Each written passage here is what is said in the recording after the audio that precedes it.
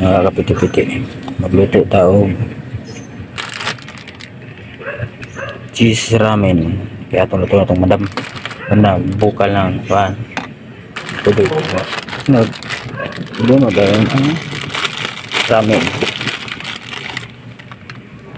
Seasoning guys. Lagyan na rin ng seasoning.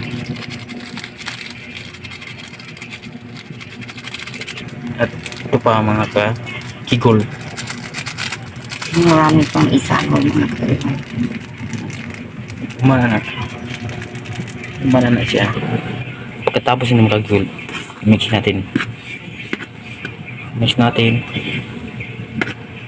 Pagkatapos ng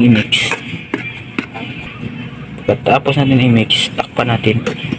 Maghintay ng ilang segundo. Tapos na yan. Goods na yan. Kakain na tayo. Alright.